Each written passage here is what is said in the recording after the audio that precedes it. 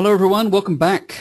Good evening, good morning, good afternoon, welcome back wherever you are. Welcome to our week 3, topic 3, discussion 3, webinar 3. We're going to talk a little bit more about portfolios today. We're going to go into a little bit more detail. We're going to do the usual thing. We're going to give you a bit of high-level theory, a bit of thought, a bit of concept, a bit of philosophy. And then we're going to hand over to Philip, who's going to give us a lot more of the practical, the tactical, the details. So hopefully that's going to fill some knowledge gaps that you might have regarding program and portfolio. Thanks to everyone, first of all, who has helped us by filling in that little survey. Those things are always hugely valuable for us to get your feedback and input on what you find value and to what extent. So that's very useful. Thanks for that. Now, as usual, we're going to just cover the very simple basic steps of what to expect with all of this. The questions box is where you need to put any questions that you have tonight, any comments you have tonight, anything you want to say, you want to add, you want to elaborate. Please throw it up in the questions box. It's there for your input. You'll have that open all week, and we will stop a couple of points during the webinar and focus on any questions that are coming at that point. So at any stage, throw them up there, and we'll get it looked at. Now, of course, if you haven't already, do have a look at the online portal. There's the address for it. That's where you're going to find all of these recordings. That's really the only important place. Do have a look at the forums.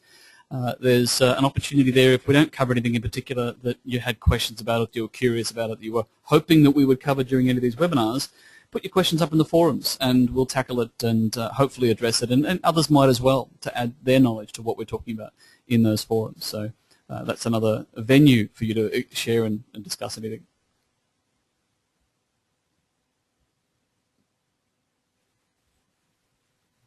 All right, so I want to just throw out, first of all, a starting point. I want to throw out here an idea or a positioning statement on where the hierarchy of these things tends to fit. And then we're going to delve into a little bit more about portfolio and program and the strategic aspect of things. So in this hierarchy, I've specifically included where the organization fits, because it belongs in the hierarchy at the top of things. And the whole picture kind of makes a little bit more sense when we see the relative structure of what these things do for each other. Now, you can put this in a pyramid, you can put this in a block, and different shapes can kind of be a little bit misleading as to the relative differences of these. Some organizations will tell you that, you know, portfolio is where the majority of their strategic management effort goes. Others will tell you, well, no, programs is where most of their time and effort and planning and decision-making goes.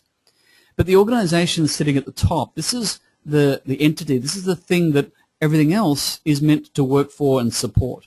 So obviously everything we're talking about, whether it be portfolios, programs, or projects, it's meant to service the organization. And when we're talking about the use of portfolios, we are typically referring to organizations that are of a certain scale, that are of a certain size, where a multitude of projects is likely to be necessary for the organization to make its evolutionary steps, take its step forward, and achieve the things that it needs to achieve. So we're making the assumption on that basis because that's where portfolios become useful, and we're going to delve into that in a bit more detail. But organizations are always changing. They're always needing to be thinking about the future, and of course the larger the organization is, the further ahead it needs to be at least trying to plan to decide what's going to be happening in the years to come. Because large-scale entities need long-term and large-scale change in order to achieve significant evolution over time. And for an organization of that size and scale, the portfolio is the key tool that is the starting point to achieve this. So the portfolio for major change is often the #1 tool that the organization will refer to. And this is because underneath the portfolio sits everything that is non-operational. So this is separate from what we talk about with regards to the business as usual, the operational work, the thing that the organization generally does in its normal course of being. So the normal activity of delivering, producing, creating, turning over things, creating revenue, whatever it is it's intended to do. Separate to that is the change mechanism. So the change mechanisms are things that apply to the business. They are done on the business or on the organization. And it's those things that are typically the purview of the portfolio program project. So if you look at any of the definitions of these things, they talk about temporary endeavours. They talk about fixed start and stop. At the program level, we have this difference where things are aligned with each other. This is something that doesn't exist at the portfolio level in the same way. So programs are where the outcomes are strategically aligned with each other, and at the portfolio level, it's where the outcomes are strategically aligned with the organisation. So one looks upwards, the portfolio looks upwards, and the program looks downwards and says, well, these projects are outcome aligned, therefore it's effective to group them into a program. But these other projects which aren't outcome aligned probably don't belong, or certainly don't belong in that program, but they might not belong in any program. But they will all belong typically to a portfolio because it's looking upwards.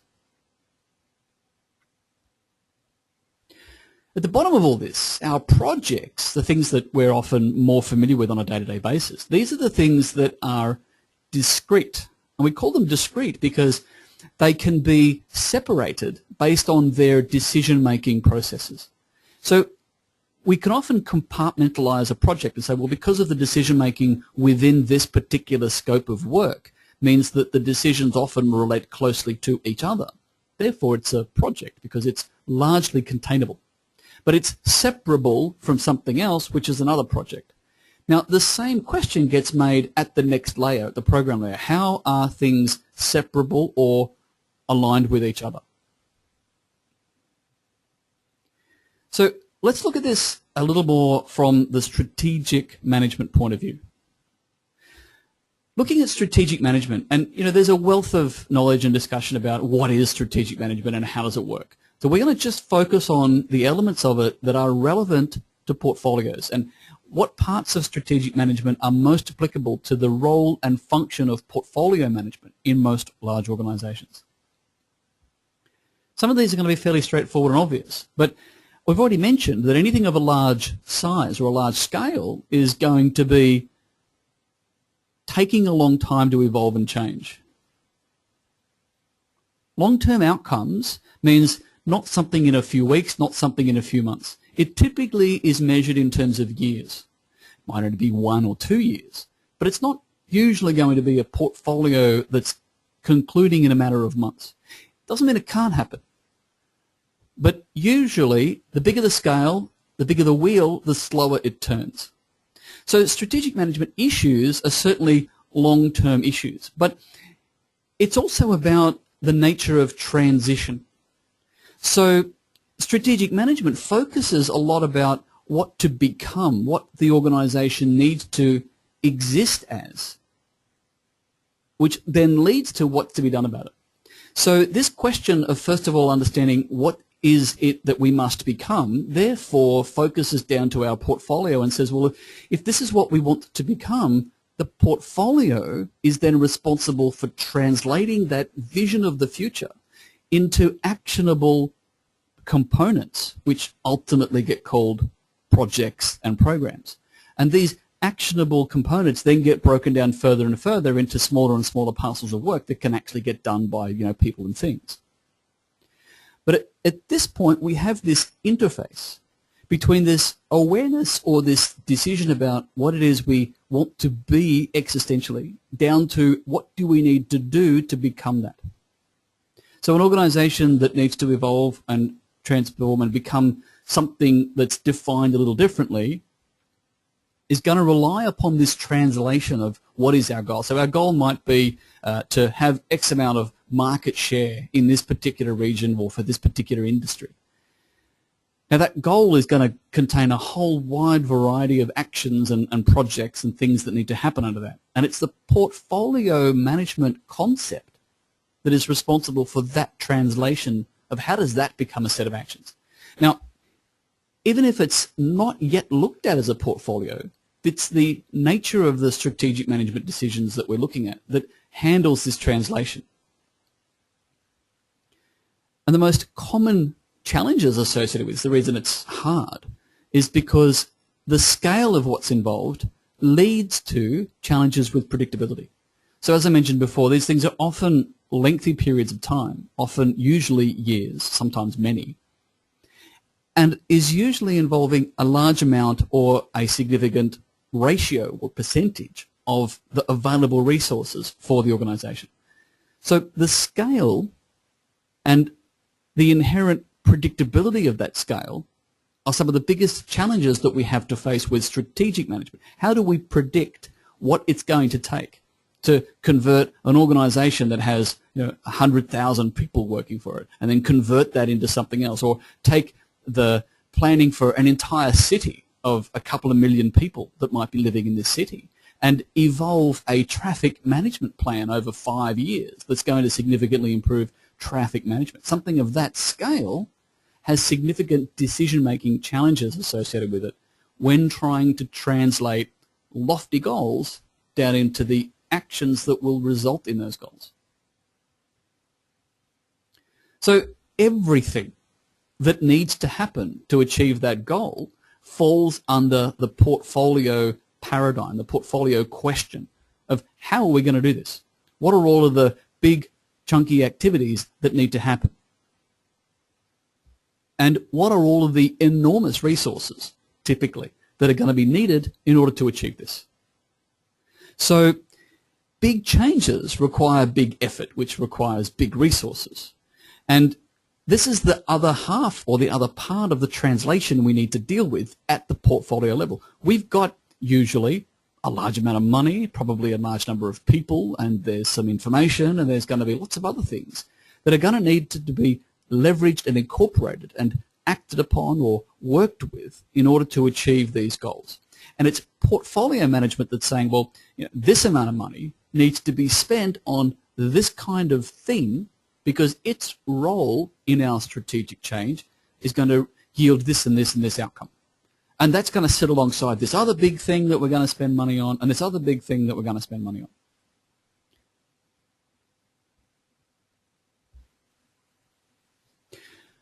Michael Porter is a professor at the, I think, Institute of Strategy and Competitiveness in the United States.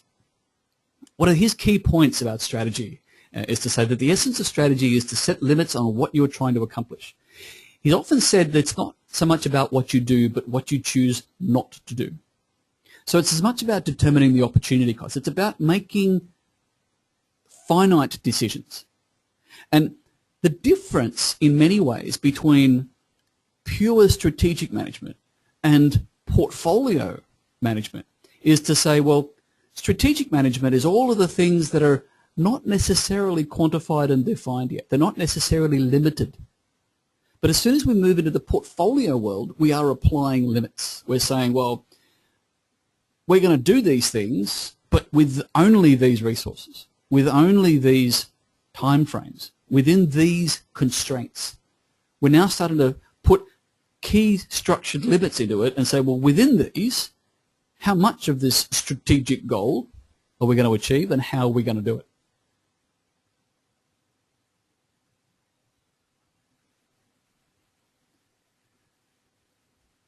So portfolio management's role in this is to take hold of the strategic plan and be accountable for its outcome. So be accountable and be responsible for its materialization.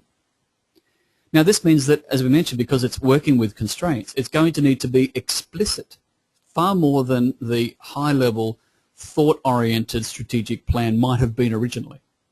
It needs to be able to quantify outcomes, to be able to measure and say, well, if we have achieved this, how do we know?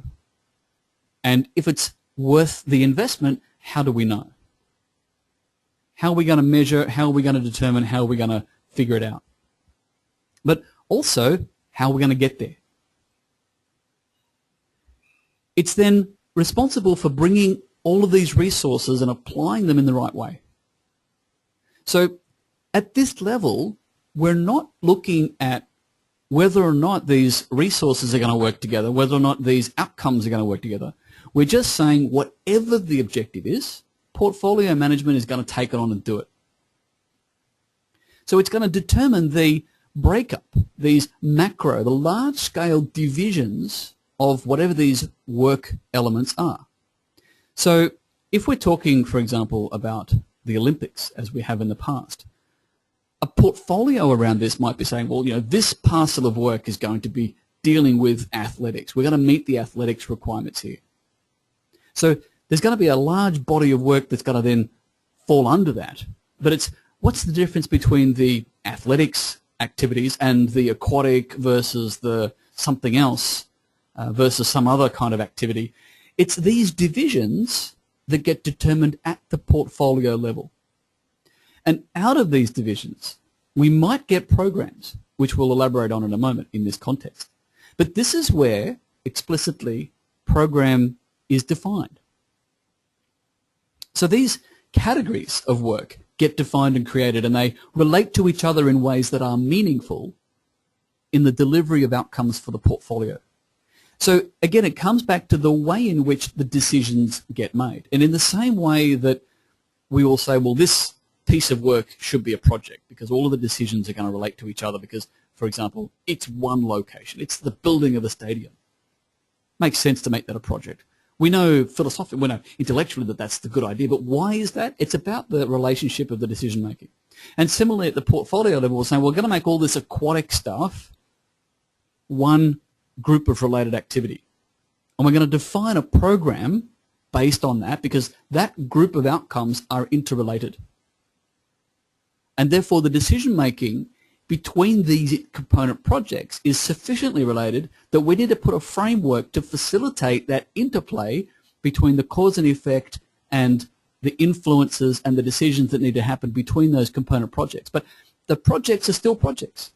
We don't want the building of one swimming pool to really get in the way of the building of another swimming pool. There's a certain compartmentalization that is necessary, all decided at the portfolio level.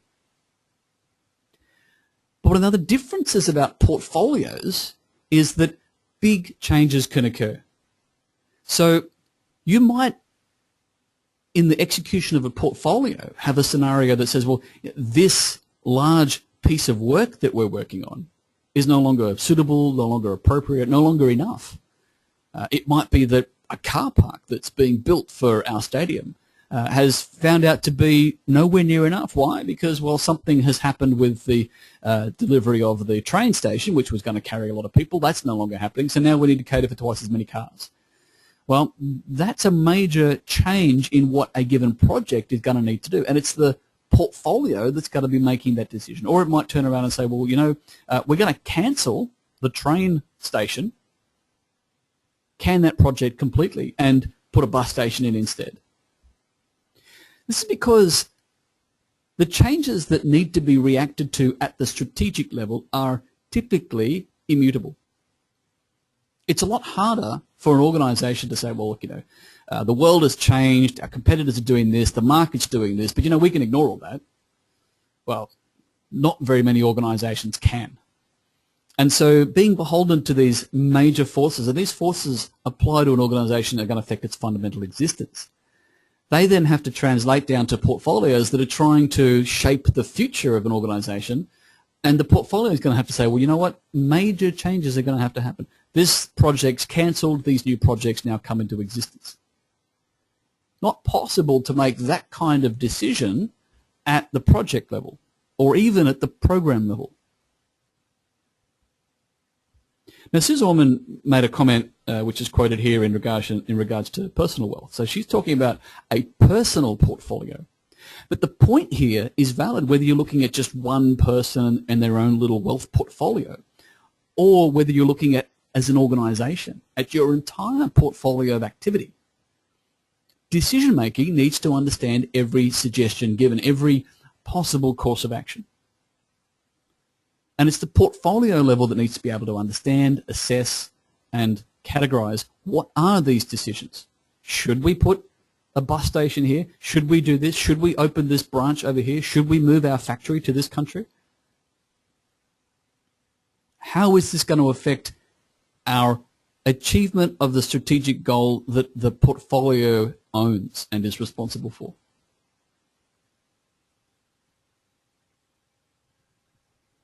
And how does this relate to program management?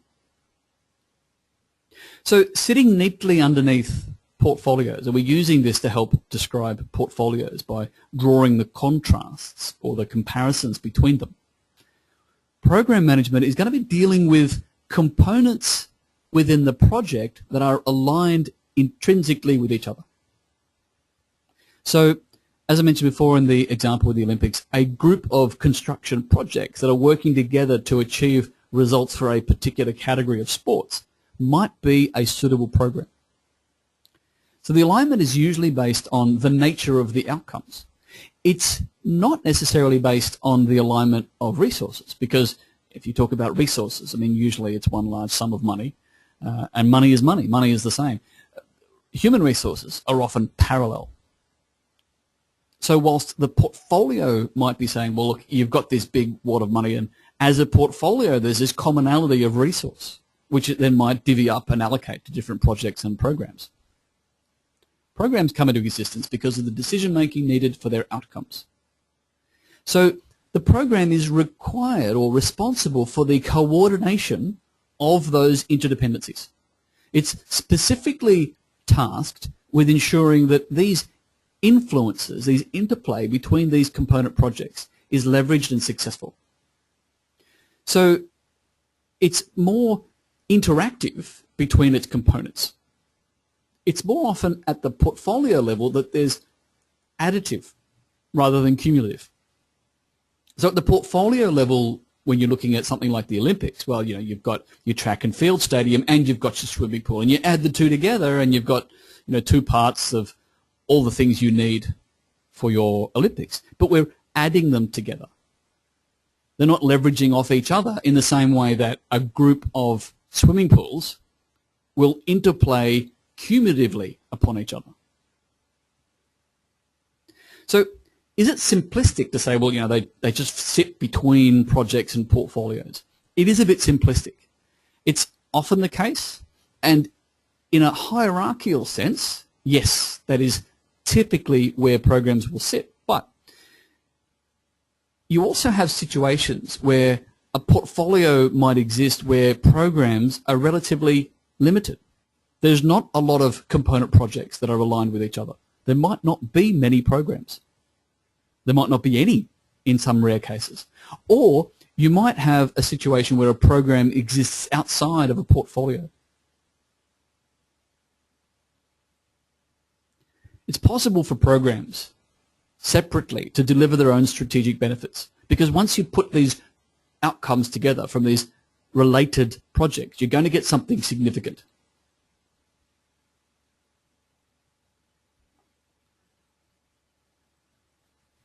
Now, Confucius has a quote saying, when it's obvious goals cannot be reached, don't adjust the goals, adjust the action steps.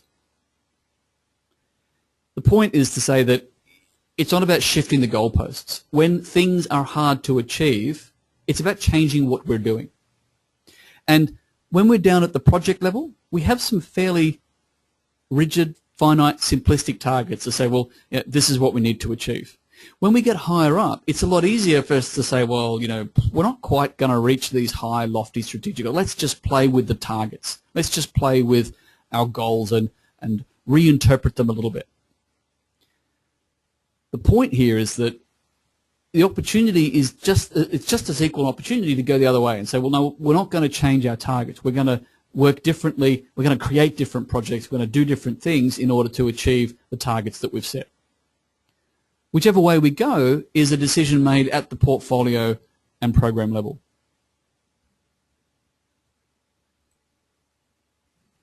Now let's see if we've got a couple of questions that might that have come up and see if we can tackle those. I've got a question coming from Alan asking, could the hierarchy be exemplified with project management, product management, etc. In an IT company to give a real context? Just how would these sit in a real company? If you're thinking, well, an IT company, product management is one of those interesting things that often overlaps. Product management is management of a range of offerings. So it's typically going to be built around an understanding that this is what our capacity or capability is that we can then offer and deliver to something or someone else, so to the customers. So in a hierarchy sense, products have a life cycle, and in many ways they share similarities with things like programs because they often have a start and finish and they have a series of evolutions along the way. But the end game in product management is not always as clearly defined as it usually should be in program management. A program is saying, well, you've got clear outcomes to achieve. But in product management, you're saying, well, these things will evolve in a similar way to what a portfolio might have to do. So the portfolio is saying, well, we want market share for our organization. Product management might say, well, we want a certain success level for this product suite that we have. How are we going to do that? Well, we're going to add this project to what we're doing because we need that, or we're going to cancel this project because it's no longer helping us. So product management is kind of sitting in between and doing both. It's making some of the strategic decisions that you will find in portfolios, but it's working in some of the same ways that a program is going to be working on because it's got an alignment of outcomes servicing a particular product or range of products. So if you think of an example like Apple, Apple is going to have a portfolio of projects and programs of what it's trying to do and what it's trying to be as an organization. But it might have a program relating to, for example, its smartphone sector. And it's going to be thinking about how are we going to ensure that in certain regions of the world we have certain market penetration. It's going to be doing things like saying, well, we are now seeing that the Android, like Samsung, is gaining market share from us because of the screen size. And they're introducing, or they have introduced, and are starting to dominate the market segment that is focusing on screen size. And so Apple, as a product management, is going to say, well, we're going to need a project, an R&D project, to develop a larger form factor for our phone that says, well, we need to increase the size of our phone or have a phone that's larger to compete with this particular market segment, because there's people out there that are now always going to want a 5+ inch screen size in our phone. So somewhere in Apple there will be an R&D project and there'll be a development project, and this is going to fit underneath the product management of the iPhone and say, well, now we've got this added feature set, we've got this screen size, and at some point in the near future Apple is going to offer a bigger phone because they have to maintain their strategic objective of not allowing competitors to take or access sections of the market that they are not able to compete with. So hopefully, Alan, that sort of gives a bit more insight as to real examples. We're also going to hear a bit more from Philip with some more practical things that might elaborate on that point in a little while. Let me see what other questions we've got that we can deal with. Darryl saying, should the people doing the portfolio management be the ones who develop the strategic plan used, or should there be some separation? Usually what tends to happen is that it's the invested stakeholders or those who represent them that are creating and deciding upon the strategic vision. So in some ways you've got this separation of function because there's a separation of human thought processes that tends to go with it. So you've got, this is where the function of CEO versus managing director or chairman tends to separate. You've got those responsible for thinking broadly about the big picture and what's the future going to hold. And, somebody at Apple, for example, was responsible for predicting at what point in their product evolution were they going to need to have a larger screen size. Someone had that job. That was part of the strategic vision. Now, somebody else would have had the job of saying, well, no, we've decided that by, September 2014, we're going to have to release a large form factor phone. So now the portfolio decision makers are going to have to deal with the translation of that. They are usually separated, partly because the way humans are built is that some people are easier at translating things down within finite constraints and resources, and some people are better off at crystal balling without those issues and trying to come up with what should happen. And the reality check comes from people that say, well, no, that's crazy, we can't possibly do that. So this is one of the reasons why there's usually this separation. What else we got? We've got Talisha saying, really looking forward to study diagrammatic illustration of the interrelationship of the three levels of management. What I'll do is I'll find, there's heaps of them out there. I will find some interesting ones and I'll put them up on the portal in the next day or so and give you a few to have a look at and have a think about that will add to that. So I'll follow that suggestion up and we'll put a few links up there that hopefully will be of interest to add to that. Thanks for that. Repeating what confused Garrow's asking to repeat what when it is obvious the goals cannot be reached, don't adjust the goals, adjust the action steps. This is simply a way of saying, well, you know, we can, if it's too hard, we can either work harder or we can be satisfied with less. And which is the right way to go? That is inherent into the portfolio program decision-making process, because it's the portfolio program decision-making that says, you know, we're never going to reach this goal. You know, we've been trying, we can see what our constraints are, and it's unrealistic and it would be a lost cause to pursue. We need to readjust our expectations of what this is going to achieve. Very much the responsibility of portfolio and program management to pipe up and say that. Or to say, no, this objective is immutable, we need to achieve this, we're going to have to work harder, think harder, cancel other things that might be distracting us and focus more energy on achieving the most important thing. So what is most important? Prioritization. What is the important thing to develop? It's the portfolio that's got to turn around and say, well, actually, you know, we've got some R&D investment happening in these other areas of the company. We need to lighten that up, do less with that, spend more time and money, because we absolutely have to have a large form factor phone released sometime during 2014. Or we will lose so much market share in result of that that we'll spend the next 3 years trying to catch up. So the portfolio will then decide during the prioritization process that several other projects get cut back or cancelled altogether to ensure that this immutable target is actually met. Lily's saying, is it not possible that the Olympics game is the strategy? So the aquatic athletics are the portfolios, and then swimming is a program and diving is a program under aquatics. Lily, those are excellent ways in which you could break it up. So they're good examples. So yes, the Olympic Games is the strategy. It is the vision of holding an Olympics Games. And yes, you could very much have aquatics or athletics as portfolios under that, separate portfolios. So it's a good way of looking at it. Alan's just following up with the question. So organizational functions can actually bridge the portfolio program project hierarchy a foot in each way. And yes, Alan, and I raised the point that you mentioned about product management being a little bit special in that it does that somewhat naturally. Product management does naturally span some of these and bridge some of these to a large extent. And this is why there is often a potential cause for disharmony between product management and portfolio and program management, because product management is looking at a linear pathway of how do we keep this engine running, how do we keep this ball moving, whereas portfolio and program is saying, well, how do we introduce these changes? So there's some possible clash that occurs out of this, and this is why if an organization can get its product management and its portfolio management working harmoniously together, they will usually achieve big things, because that is one of the biggest challenges that comes about.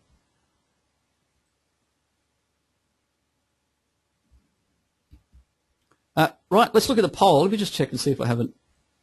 Have I answered them? Yes, I have. Right. Let's throw a question out. Subjective for your organization. How does your organization meet its long-term objectives? Now, this poll, I think it was mentioned some of these polls are a little bit loaded. They might be. So let me throw this question at you. What are we asking here? So some of these answers, right, are a little bit cynical. You know, too focused on today to really ever bother with the long term. Or, you know, the second option, organizations might use indecision, procrastination. They just put it all off. They talk about the future. They say, well, yeah, there is a future, but, you know, we'll worry about that tomorrow. Plenty of time yet. And then there's organizations that they actually plan, and they want to use their plan. They want to do something with it. But what happens? Reality steps in the way. Now, if you have a strategic plan for the future. And then you say, well, look, that was a great plan, but reality got in the way. What's missing is an element that we've already talked about in portfolio management, which is the managing of the changes. Portfolio management, it's every bit about dealing with changes to the reality of the situation. It's not about saying, we have our 5-year plan and by goodness, we're going to stick to it. That's that. Look out, world, we're going to do this.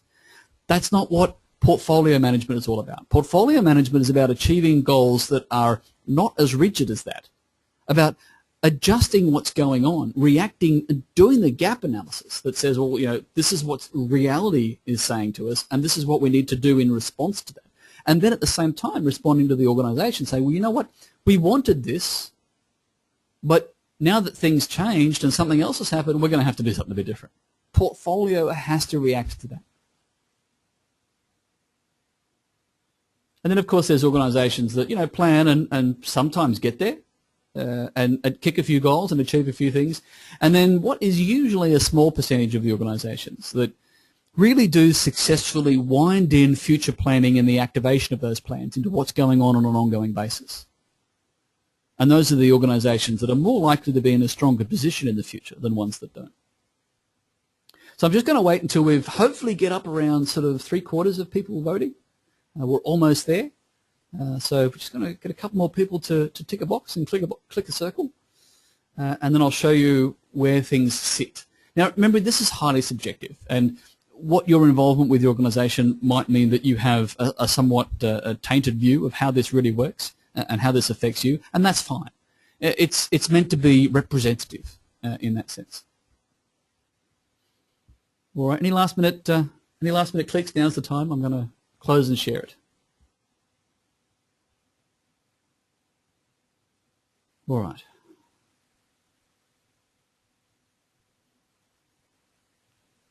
People still clicking in now. Okay. All right. Let's share it. Here we go. Now, the good news is that lots of you seem to be in organizations that aren't too tragic. There are a few of you that obviously feel that really it could be a lot better than it is. But there's a vast majority that are in the position where planning is recognized as a good thing, strategy is recognized as a good thing, and varying degrees of success are felt for various reasons, obviously. And, then there's a few that are obviously doing pretty well. But it's interesting in this particular spread that there's more that have said things are going well than have said that things are going particularly poorly.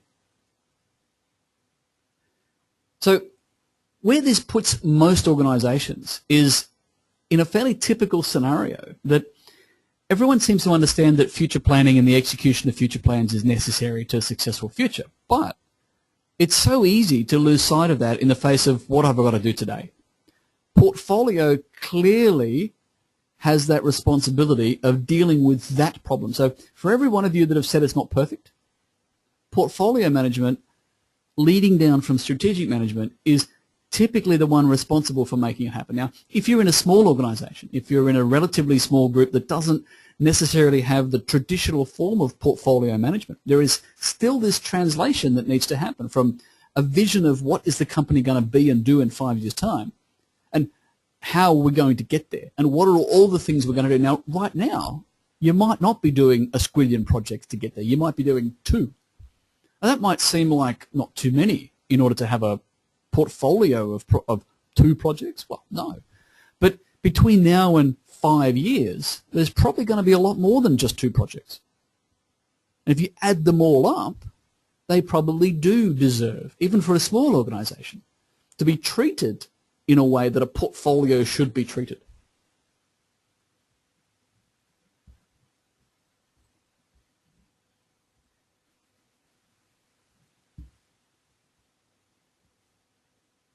Excellent. All right. So thank you for filling in that poll. Hopefully that's a bit interesting to see what other people think of their organization and how that compares to your own. All right. So I've talked a bit about the fact that, alignment is a significant differentiator between things that might fall into programs and things that might fall into portfolios. Let's talk a bit more specifically about alignment from the perspective of portfolio and program management. What is alignment in this context? One aspect of alignment is this unification of purpose and intent. And this is where we think about it more often from the program point of view. But there's still the unification of purpose and intent at a higher level for the portfolio. So if you think about the Olympics example, and Lily gave us some examples of how the Olympics might be broken up in terms of portfolios and programs. A unification of purpose and intent goes all the way to the very top that said, let's create a fun, awesome Olympics that says good things about us to the rest of the world. Bottom line, let's promote tourism. Let's put our city, our country on center stage and showcase the best of us.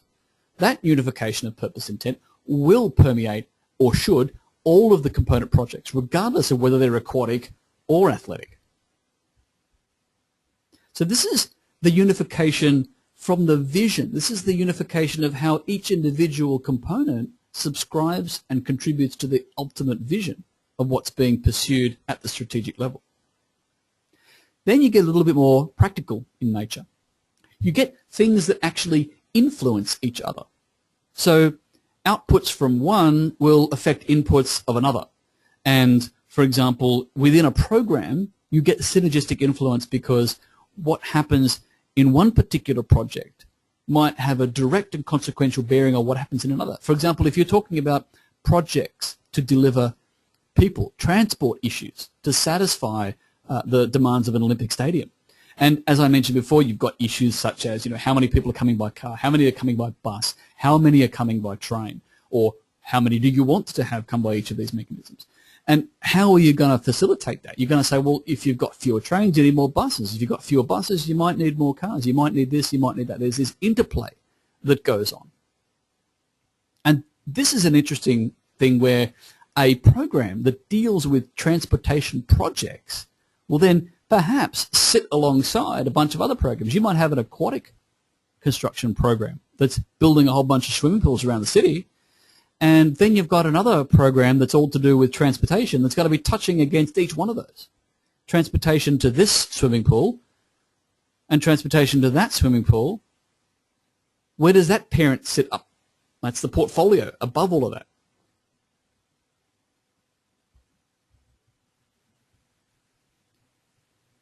So, yes, there are shared goals, but also values and ideals. So when we're talking about shared values and ideals, we might be talking about standards, which Philip is going to elaborate on. We might be talking about philosophies. We might be talking about attitudes. We might be talking, for example, when we're dealing with the volunteer program for the Olympics, where thousands of volunteers give their time freely towards helping with the visitors and the athletes and all that sort of thing. Now, you would expect to see a commonality of values and ideals in that particular program because you want the volunteers to be behaving to a certain standard, behaving in a minimum way, conducting and exhibiting a certain set of values and ideals that is appropriate to show visitors to the country. So alignment is not just about what we do, it's not just about what we're trying to do, it's also very much about how we do it. So this raises the question about the difference between coordination and collaboration. So coordination is the synchronicity. It's the alignment of independent activities performing in such a way that they work in sequence or in a harmony. But they don't necessarily help each other. Collaborative works do work collaboratively together. They influence each other. So you imagine a coordinated, the three-legged race, where two people have one leg each tied to each other. They have to run in a pretty coordinated manner. But if one of them doesn't run right, the other one can't run for them. Collaborative is where you're saying, well, rather than simply be coordinated in our movement, we're going to work together and say, well, collaboratively, if we make a decision to say, well, we're going to tie our legs together in this way and we're going to, your leg your right leg, my left leg, and we're going to do this, and we're going to link arms and do this, and then we're going to make sure that we move our arms in a certain way. We are making decisions that are going to influence each other's contribution to the end result. So collaborative works, collaborative alignment is collaborative decision-making. Coordinated alignment is about activity. And when things are aligned, when it does work together with all of these things effective, then it's measured based on the degree of leverage. So when you align things, this is where you get the opportunity to create something that is more than the sum of the parts. This is where it becomes cumulative rather than additive. This is where we have the opportunity to say, we're not just got two stadiums here. What we have is an event. We have an Olympic event, which is more than the sum of simply two stadiums. And that is brought about by the leverage of the alignment, the leverage of the fact that it has been done with all of these harmonies, synchronicity, cohesion, coordination, collaboration, all working together to enable that and make it possible.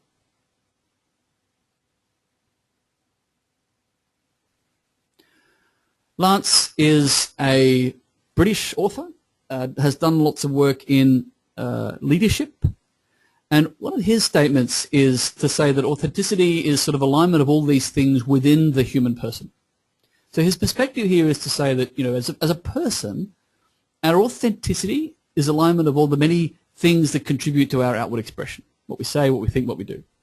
The same thing occurs at the portfolio level. At the portfolio level, it's the alignment of the vision, of how we're going to achieve that vision, of working the components together, of the resources and their harmony, and how we philosophically work towards meeting the goals and objectives. It's all these things in harmony creates the best result, the best outcome, the best portfolio.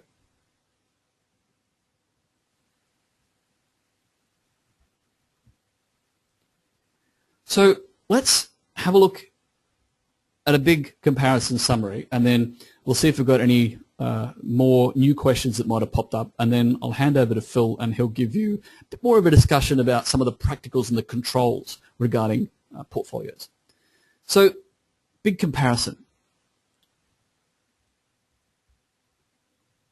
If projects deliver specific outcomes, compartmentalized and discrete, programs deliver a range of related outcomes, usually from projects, and portfolios deliver strategic outcomes that are aligned with the vision of change that the organization is aiming for at the end.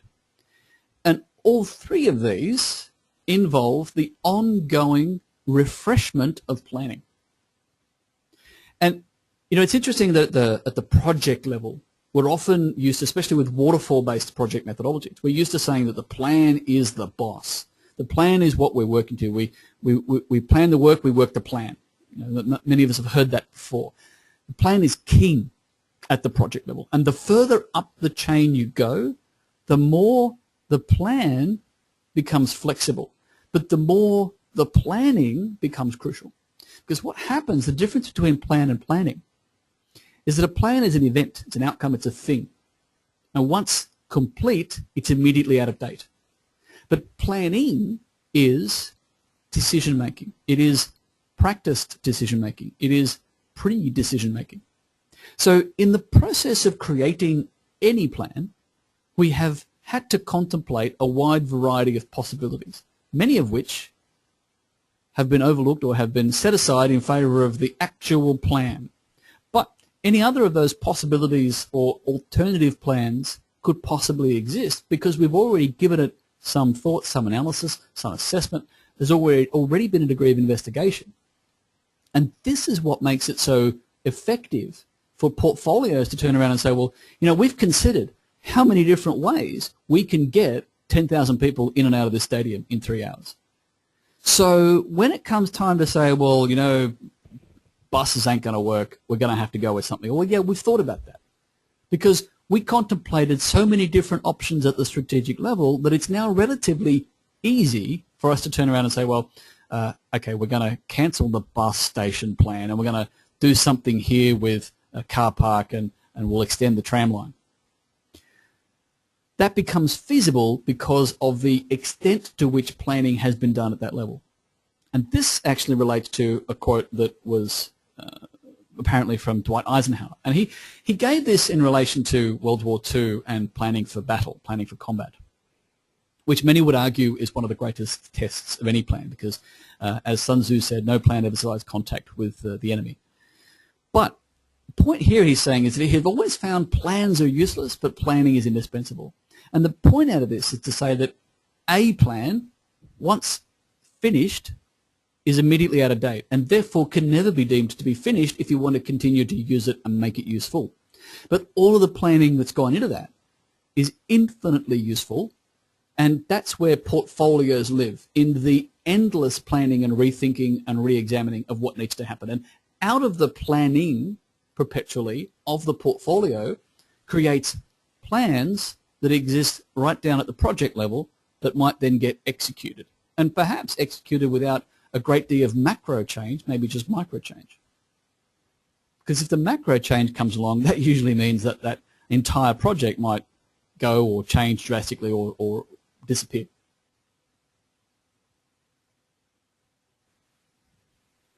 So let me just check before we hand over to Philip whether we've got any more questions here. Any other thoughts or comments? We've got a question. Lily's put another point in. She's saying, some organisations I've worked for have strategies, but executions were poor because of misalignment between different business units or because of conflicting performance measurements. So I guess all of the things that we're talking about here are supplementary to things like organisational politics and the influences and pressures that that can bring to bear. We are talking a little bit altruistic here with what we're covering. We are talking about it from a perspective that say, well, you know, in a puristic organisational environment, these forces would play out without a great deal of human interaction. Of course, it's not quite like that, as Lily points out. There's going to be complications because there's going to be misalignment between people, and therefore there's going to be misalignment between business units because people in those business units are going to interpret things differently. But if we throw back the question and say, well, look, hang on, if these problems exist, and what Lily's talking about is just an example, who fixes that? How do we fix that? Where does it lie? It lies with portfolio. Because when portfolio takes on the responsibility and says, you know, this bold new future that you've got, we're going to own that, we're going to deliver it, we're going to give it to you. But we're going to have a great deal of risk of misalignment because this business unit is going to think this way and this business unit is going to want this.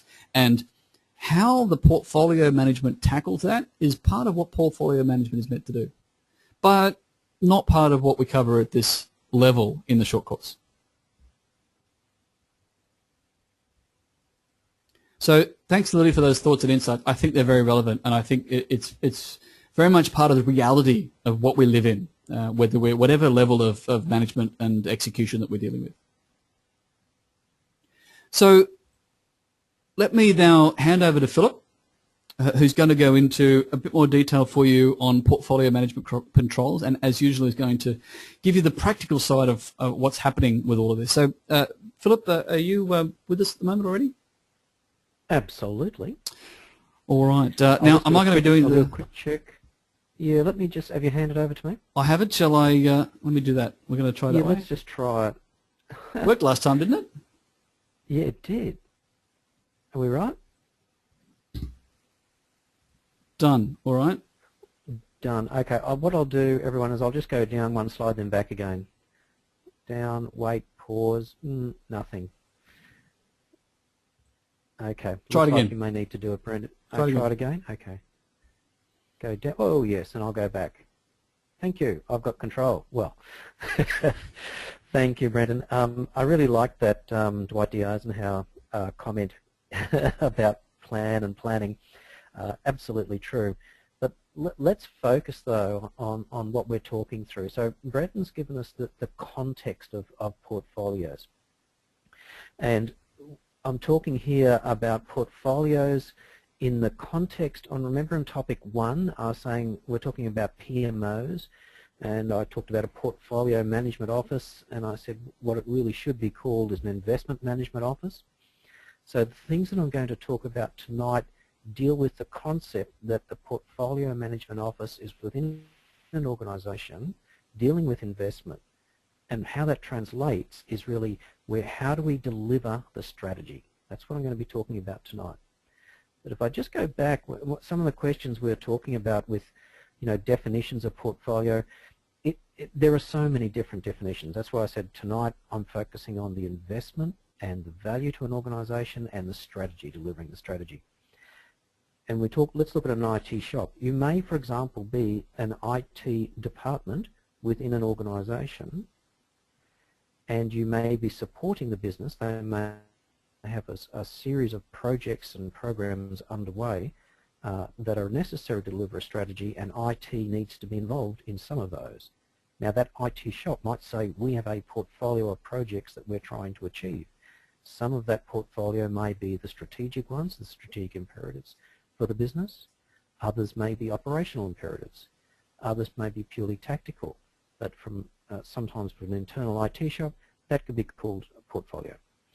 If you're a service provider, as Brent was talking about before in IT, it might be focused on what's our portfolio dealing with networks, or our portfolio dealing with support, and how do we actually enhance support and go to the next iteration of our software.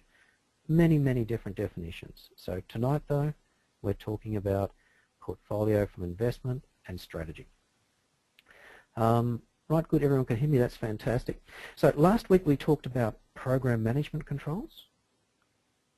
I hope that was useful. Next week we're going to talk about governance controls, and today portfolio management controls.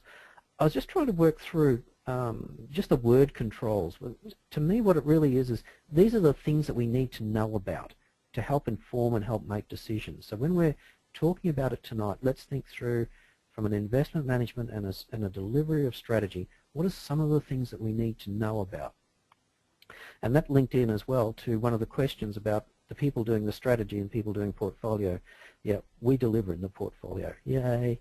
And it was very interesting on the poll where a high proportion, 40-odd%, said, yes, we've got some great strategies, but we fail in execution. Well, that's us. We're doing the execution now. So let me go through and talk about some of these controls. And I want to just talk about 6 of them. Once again, I want to acknowledge the intellectual property that I derived a lot of this from the organization called Totally Optimized Projects. I like the way they think, and I like the way that they talk about investment management and delivery on investments. So that's the source of a lot of mine. I have changed things a little bit, but predominantly that's the source. So when we're looking at it, we need to understand the projects and the programs. We need to understand their strategic contribution. How relevant are they to deliver this strategy or these strategies for the organization, the investment strategies? We'll look at various project registers, and I remember last week when we were talking about program management controls, we talked about registers, for example, the issues register and risk register. Now we're referring to projects themselves and programs. What does it look like? Quite often you see there is just a title of a project or a program. Makes sense at the time. 3 months later we may have so many different definitions and understanding of what it was and what it's about, the whole world's gone. So let's talk about that a little bit. Then, yes, strangely enough, standards compliance. Heaven forbid, I'm probably not one of the greatest people for standards compliance, but what are our standards? What are we doing? Are we conforming to them? Does it matter if we conform to them? Does it matter if we don't? And we'll touch on that in one of our control discussions. I want to start looking at investment management control. So posing the question, why bother investing if we don't really know the relative business value and priority of these projects and programs that constitute the portfolio that we're talking through? Then the second last one I want to look at is portfolio delivery. So is everything within this portfolio contributing? Should they stay on there? Should we speed them up, slow them down, take them off, do something else? So that's the focus on that control set. And finally, the benefits. So do we know when and how the benefits from each individual project and program. When are we going to get those? How are they going to be delivered? How does that link into our strategy and the benefits from the strategy? So these are some of the measures that I want to talk about. It's not exhaustive, but I think for an introduction, I think it's a good set to broaden your horizons, I think, a little bit. So let's go to the first one, strategic contribution assessment. So what we really want to understand in this one is, what is the strategic alignment? Now, I don't know about you, but quite often when I see projects coming through and they're trying to get a Guernsey to come in and be implemented, or someone wants this project done, they always seem to align with a strategy. You can very easily link almost anything that you're doing to a strategy, because quite often the strategies are quite broad, and quite often you can't really justify why something can't be in there. So what we want to really understand, though, is for each project and program, how do they really align to the strategy? What is it that they're doing? So one approach, and this would be organisational dependent, but one approach that you could take is, when you look at each of the strategies, for example, try and work out about 4 to 6 stratagems, in other words, next level down, associated with that strategy. Don't get too many more, because you get absolutely lost. And then with those 4 to 6 stratagems, almost approaches, then get something around about the order of 20 or 40 strategic imperatives. This is where your project names tend to come from. So what are the strategic imperatives for those stratagems that link into that strategy? And then for all of those, can you measure, prioritize, and give a weighting for the contribution of that project or that program to that strategy? Now, it's a very mature organisation portfolio that deals with investment management that is able to do this. What I tend to find is sometimes we can link some things, we've got a bit of an idea, but what we really don't understand is exactly how each of these projects are doing it. Then you wonder, well, why do we need to know that? We need to know that as the world changes. If this project is starting to go belly up, what should we do? Should we try and fix it, stop it, create something else, change the scope? How does it impact the strategy? How does it impact other strategies? So these are the sorts of questions that we tend to look at when we're looking at strategic contribution assessment. Quite often people look at this and they refer to, portfolio prioritization. There's so many different words, but when you search on prioritizing portfolio projects, these are the types of things that I believe are absolutely important. Because what we find, if we don't do that, it's really the shiny projects are the ones that are very interested, or the ones where a general manager has just come back from a flight and was sitting next to so-and-so, and so-and-so said, oh, we've got this new fantastic system, it does everything. Or they're sitting next to a salesperson, and the salesperson will say, oh, we can do all of that, and we can do it in 3 months, you don't need to worry about anything. And then all of a sudden it becomes, yeah, this is our project to deliver it. But when you start digging down, when you start really understanding it, and when you start planning, that's when you start to get the strategic contribution of each project and program linked back to the strategy. That's what it's all about there. So that's the first real set of controls I wanted to talk through. Now remember, the second one was register. So it's not just titles. The sort of thing we need to look at as a project comes through, is it actually unique? Does it relate to the business outcome and benefits? So that links us back into our strategic assessment activity. What I find, and I find very useful, is when you get a project name or a title, I always like to think about, well, what's this project all about? And you get a bit of a blurb about that. And then still people get confused, and people can interpret many ways on what this project's all about. The next thing you need to think about, well, what's it actually delivering? What are we going to do? What's the business going to look like as a result of this? And then you start to get a little bit more mature, and you start to then map out the benefits. So you can put all of this type of information in a project register. You can look in the strategy, look in the stratagem, whatever layers you're going to. You can look at the benefits and you can start mapping them all out. Now, if this project that's coming up, or someone has a fantastic idea, are the outcomes of that project, are they already covered, or almost covered in something else. They're the sort of things we need these registers for, and that's what that's about. And some of the things we think about are, so this concept, should it be within a program, or should it be standalone? We were talking about synergies in programs before, or it could also be a focused effort in a program. Does it actually overlap or conflict with others? So when we're doing a project, what are the overlapping? What does it look like? And you start mapping out the benefits in there. And you can certainly have conflicts.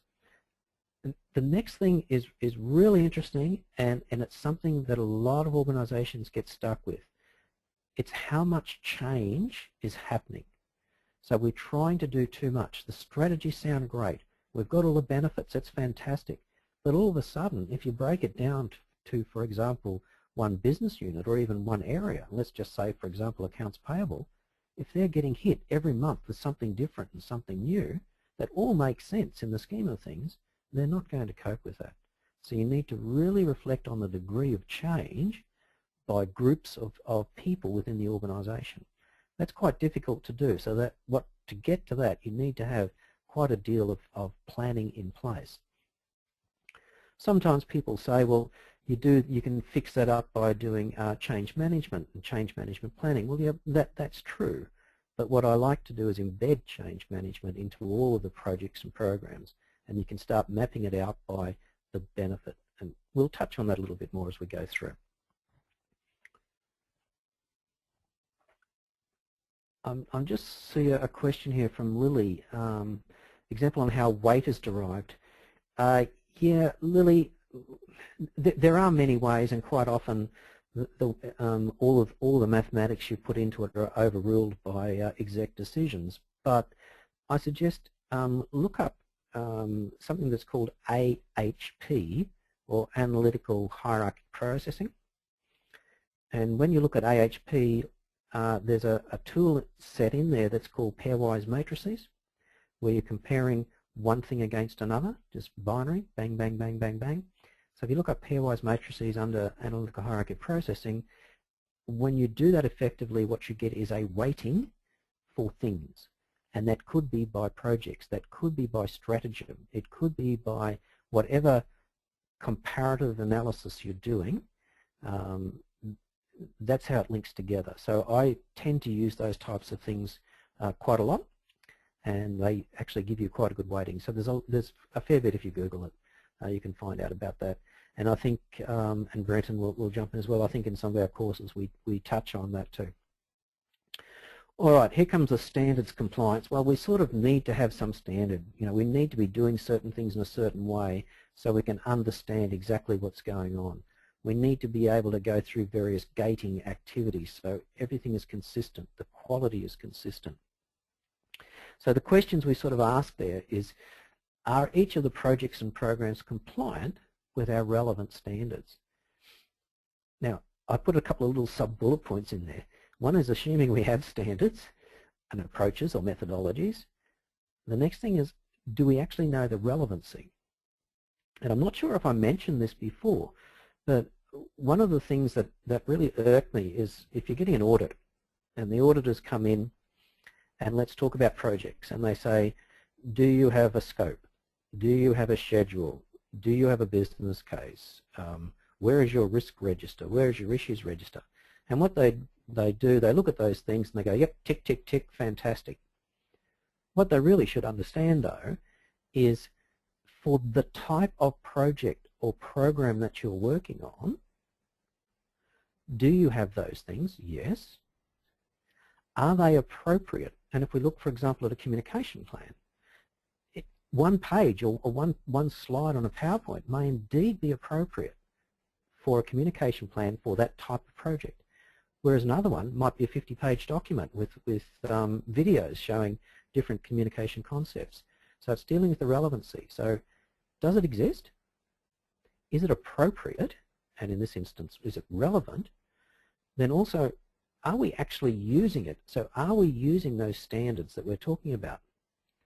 And if we are using them, so it exists, it's relevant, we're using it, the next thing is, well, does it actually work? Is it effective? Should we change it? So they're the sort of things that I always think about if ever I'm doing an audit or whenever I'm looking at a project or a program. It's really the relevancy. I'm not just a tick-the-box type person, and there are certainly quite a lot of tick-the-box people around. So in a real program management office, or in this instance we're talking portfolio management office, they shouldn't be ticking the box. It should be the relevancy and how it links into achieving the strategy and value. Now, if you know the standards, and if we aren't actually complying to it, is it justifiable? And the answer is it could indeed be justifiable. This might be something that we're doing that's a quick throwaway. We just have to build something fast, get some feedback, and we use it as a prototype. And we are just going to bulldoze this thing in. Whereas when we get to the real one, we'll go through more standards. So bulldozing it in, we may not even have, in typical project management terms, we not even have an issues register or risk register. We may not even have a schedule. We might just have a few dates on a calendar. And that's okay as long as it's justifiable. If it's not, then we need to understand why things are going that certain way. And then finally, and linked into this, as I was saying before, are our standards applicable and appropriate for this type of work that we want to achieve? If we're trying to do a portfolio to get a swag of things done within 12 months, it will be quite different from a portfolio if we've got a 5 or a 10-year plan. So are they applicable and are they appropriate and do they work for us? So there's sorts of things in standards, and I'm, from a methodological perspective, I'm an agnostic, but I do believe we need to make informed decisions about what we're using and why and how. So now let's come to what this is really all about, because I said this is really about investment management. It's investment management because we have some strategies and we're delivering those strategies. So the question that needs to be answered here is the relative business value and priority of the projects and programs. Are they clear to the investment committee? Investment committee, we could turn that around to be the steering committee of the strategy, or it could be from a transformational perspective, the transformational body or board, whatever it happens to be, but these are people who control the money. So the project and the program that we've got on our register, is the business value and priority clear? So how can we sort of make it clear? What are some simple things? I'm just going to look at 2 categories to help clarity. There are a range of things in a lot more detail, but one of the things we need to think about are pre-business case and of course business case. So in the pre-business case, is it worthwhile? So how does it link? Have we actually defined in detail how we want to work in the future? I always think about the future. What does it look like at the end? And then we start talking about the basis with selected solutions. Quite often in IT, people jump to solution far too quickly. It's all great. We've got, maybe we've got this platform, or we've even got this from an IT. Hopefully, we've got a strategy and an architecture, and we fit our solutions to that. But they may not. We need to really understand how we're going to implement this strategy, how we're going to get the value. So the next point in here is absolutely critical. How are we planning to deliver the outcomes and the benefits from this agreed solution that we've come? Now last week I spoke about outcomes and I spoke about benefits. Remember I said one of the ways of looking at things when we go through our strategy, the stratagem, the initiatives, so we've got our projects and programs linked to that, is what are the desired business outcomes that we're trying to achieve? For each of those desired business outcomes, which is the end state that we can say yes or no, we've achieved it, what are the benefits associated with that? And for each of those benefits, what's the associated value or dollar value for the benefit, which is linked to the value drivers? For example, it could be number of people that we're impacting, or throughput, or it could be interest rates, whatever they happen to be. This is the fundamental stuff that we really need to have in place at pre-business case. Why pre-business case is important is quite often you find that people do business cases to justify projects. It should be the other way around. What we're really looking around is the project, and we're starting to look at the outcomes and the benefits. And if all that makes sense, then we do a business case. So it's a subtle difference. It's a slight twist on the way that we think. And then of course we need to think, is the delivery feasible? Can we actually do it? Do we have the capability? Do we have the capacity? And then we start thinking about the change. So what is the impact on the organisation of doing this? Does it still make sense? And all these things are pretty cool. Yep, makes sense, away we go. Then we go through the nuts and bolts of a business case. Now when we look at the business case, so what is the value proposition? What value is the organisation going to get from this thing, from this initiative, from this concept that we're working through? And the value proposition really talks about a range of activities, dealing with change, dealing with each of the outcomes, dealing with each of the benefits. And then we look at the validity of the case. How did we actually work it through? What were our calculations? What were our assumptions? Are our assumptions valid? And then finally, this is a very important point, this may be a fantastic no-brainer, we need to do it, but do we need to do it now? So at this stage we start to work out the priority. I'm just looking across at another question there. I'll come back to that, sorry, because I don't want to change the screen. I want to keep this going. So this is looking at our investment management controls. Pre-business case, business case. This is before we actually do the project. Let's look at the second last one now, portfolio.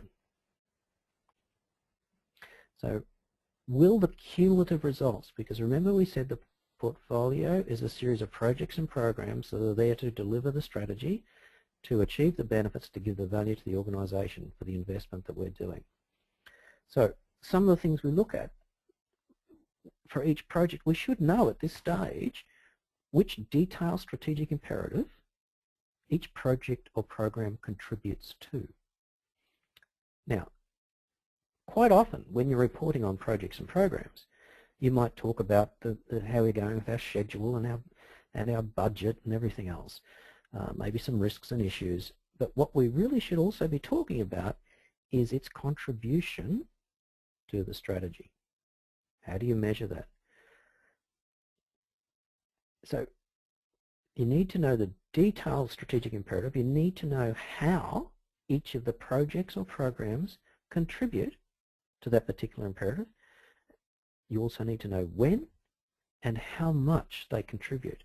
Now these are important questions because you might have something that contributes, you can track the contribution, but and you come to the 80-20, it might only give you 10% of the contribution that we need to achieve this particular series of benefits for this strategy.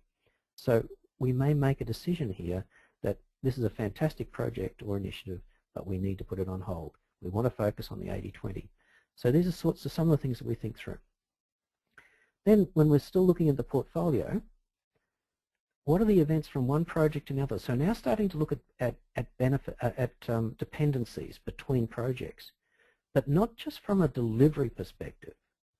We also need to look at the dependencies between realizing benefits. So each project and each program, as we said, need to have the benefits. We need to map out the benefits and how do they start achieving those. So we need to then start thinking about a benefits roadmap for this portfolio. And things are now starting to make sense. They're starting to show the strategies, the imperatives, the stratagems, and all of the benefits that come through, and what are the dependencies or the network of benefits.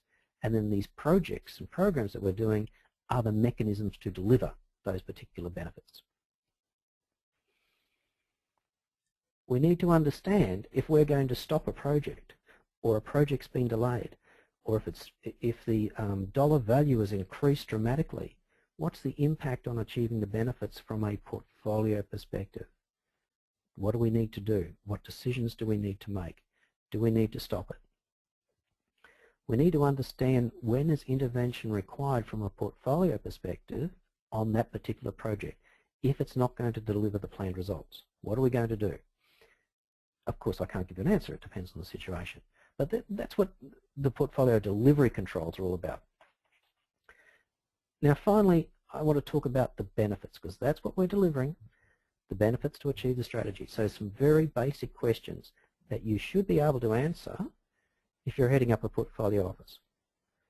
And if you can't answer these, that means you haven't got the information. So you start drilling down to get the information, which were all of the other activities or all of the control measures we talked about before. So are outcomes being 100% delivered? Yes or no? Very straightforward. So what does that presuppose? It supposes we know the outcomes. So it supposes we know what the delivery mechanism's like, and we need to understand what's the protocol for saying, yes, we've got that, we've achieved it, and what constitutes delivery on those particular things. So a very basic question, but there's a lot underneath that. So the benefits associated with each of those outcomes, so for one outcome, multiple benefits, are those benefits being 100% delivered? Yes or no? Is the available value known for each of those benefits? And to know that, you really need to understand the value drivers, and you need to understand where the value drivers are. So for example, let's look at exchange rate. If exchange rate has changed dramatically, the value may change. Does that project still make sense? Once we understand all these things, is the value being delivered? So we looked at outcomes, we looked at benefits, we described and we've associated a dollar amount to the value, but is it actually being delivered? Yes or no? And then finally, if it's not, what are we going to do about it? How can we address it? How can we address it fast? So we need to have our fingers on the button for all of these activities when we're looking at benefits and benefits management. I'll just go to the next one now, which is questions. I'll flip across so I can actually see some of the questions that are up there now. One came from Catherine. Catherine, you wanted to know, have some clarification examples around what stratagems are. TAR. Catherine, they're really like subsets of a strategy. It's like a cascading or a hierarchical view of a strategy. So, and you think of it, for example, if you think of projects within a program, all the different projects, when together are delivered, they deliver the program. They deliver the benefits of the program, similarly to a strategy. A stratagem is a subset. Once you deliver all of that subset, you deliver the strategy as a whole. Some subsets or some stratagems are more important than others, so you need to know the relative impact of those and the priorities of those. I hope that answered your question.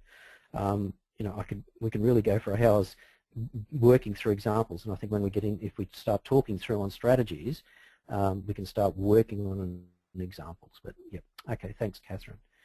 Before I hand back to Brenton, are there any other questions for me? I went through that fairly quickly, so that's probably about 4 weeks' work in the 30 minutes. Any other questions on this? It's really interesting. What I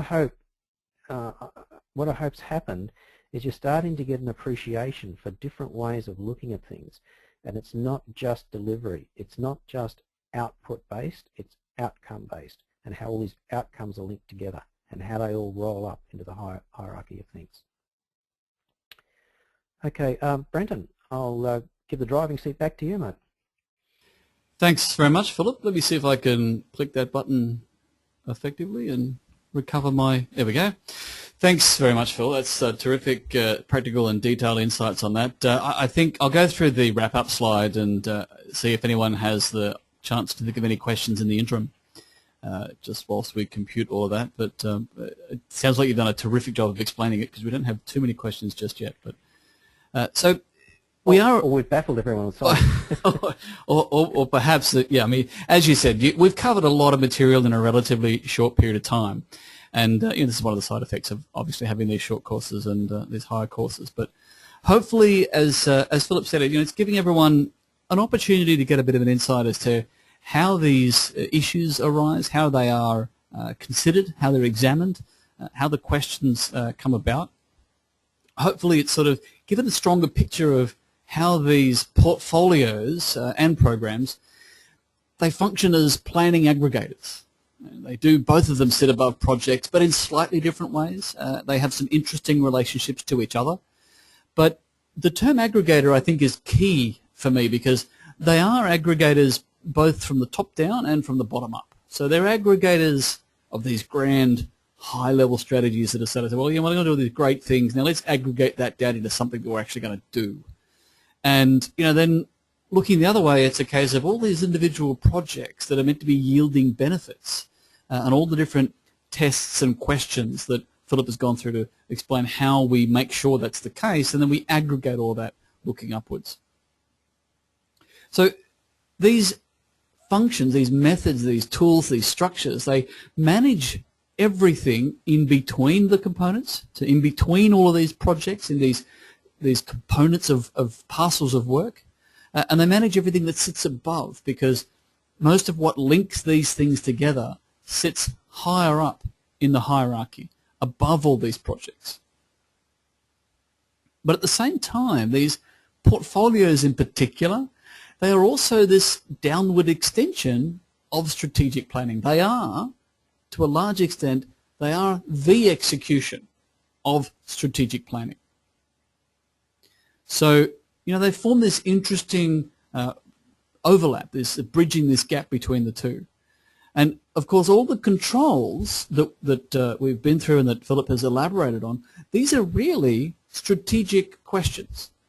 And it's not, as I said, it's not just about the delivery.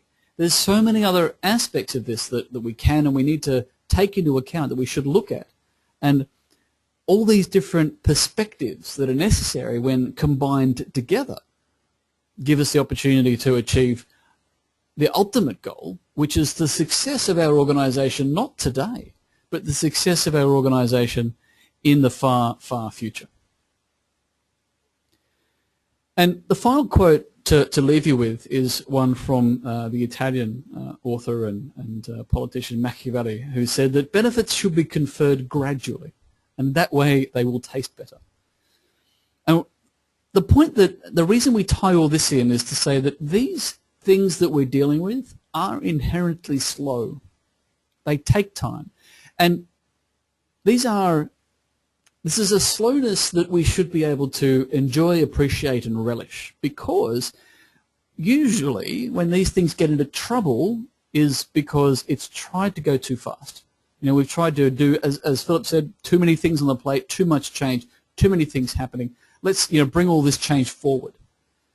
And often that's the mistake that we shouldn't be making. We should allow things to take their time and not be afraid of the fact that it's going to take time, and it will be different in the future when that future arrives and becomes now. But that doesn't matter, because we have additional planning, we have the ability to evolve, and that we're going to be able to cope with whatever the situation brings to us in that point in time, and then work from there to create a new, better future and constantly work towards that.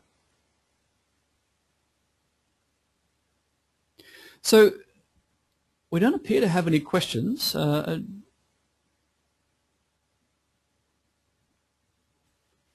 me just check down the list. Is that true? No, it appears that we have actually, tonight at least. Oh no, hang on, here we go. We've got a question coming from Alan. Let me just, a question for you, Philip.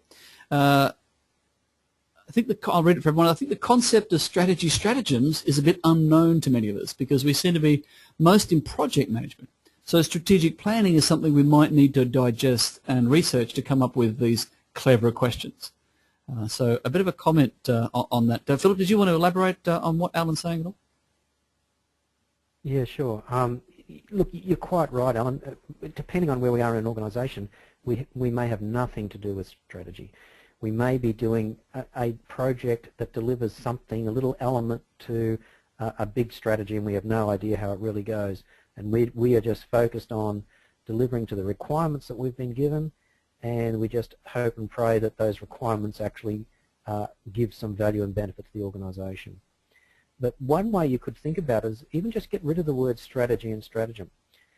When we think about it from a program management perspective, so we think about a program of multiple projects. So the objectives of that particular program are met by doing individual projects. And if you try and break it down, you think of it, as I was saying before, that the strategy might be the overall objective or desired business outcome of the program, and then each of the little projects that we're doing, and some may not be so little, each of the little projects that we're doing, how do they map through, how do they decompose that particular objective or outcome of the program? And you can think of that as strategy to stratagem.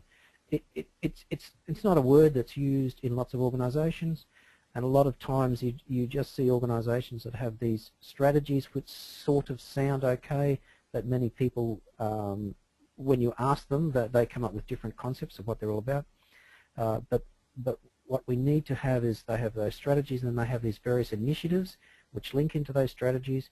You need to make sure that the initiatives link directly to the strategy, and those initiatives, if you define them correctly, could in fact be the stratagems. That could be one way of looking at it. It's not a common word, but it's a word that I use to actually help to describe the breakdown that we're going through. Oh, good. And I see Alan's response. You like the analogy. Well, thank you. Don't ask me to repeat it, though. Thanks. Excellent. All right. Thank you, Alan, and thank you, Philip. I think one of the good points that's been made tonight is that this is a lot about how people think, and one of the things that we're hoping to do here is, if we're expressing the way in which these things are meant to be thought about, it doesn't mean that all of us can think about them in those ways, because we often have our predispositions about some people are so big picture that just the details are impossible for us, and other people are they're so into the details that the big picture is just hard to contemplate. But wherever we sit on that scale, knowing enough about how other thought processes are meant to function in the organizational environment can often help us do our bit, the bit that we're focused on, the bit that we're good at, a little more effectively and a little more in synergy with whatever else needs to happen that other people are able to think about in ways that perhaps aren't as easy for us. One last comment that I'll mention from Daryl, and then we'll wrap up tonight. But Daryl's saying, I'm still digesting the information and how it transposes onto the organisation that I work for. We don't use such terms as portfolio and program in the same way. It's all about strategies, operational planning, and projects. Where I work, he says. He says it takes a little thought to equate it to what I know, and it needs thought to fully understand it. And I think you make a good point, Daryl, because terminology is going to play a big part here. And hopefully what we've been able to do is add a bit of explanation to the terminology, so that people like yourself who work in organisations where it's just different words, it might actually be much the same stuff, but being able to recognise where the activity and the philosophies and the thoughts and the decision making and the analysis is similar. And hopefully that'll help you line up some of the things that we've talked about with some of the things that does happen in your organisation or others that you're familiar with. So hopefully that'll make it useful. So, all right, we'll wrap up there for tonight. Now, just one reminder, next week is our last webinar. We will be talking about governance, which is a pretty heady topic for program management. It's pretty key, actually. It's one of the big things, the big crucial things that is an important part of this. It's about a lot more than just compliance, but we will talk about that and cover those things in much the same way as we've done already. So hopefully we'll see all of you back next week for that last webinar discussion. Until then, that's all from us. Thanks for everyone for joining in. Looking forward to seeing you all next week. And for now, thank you and good night.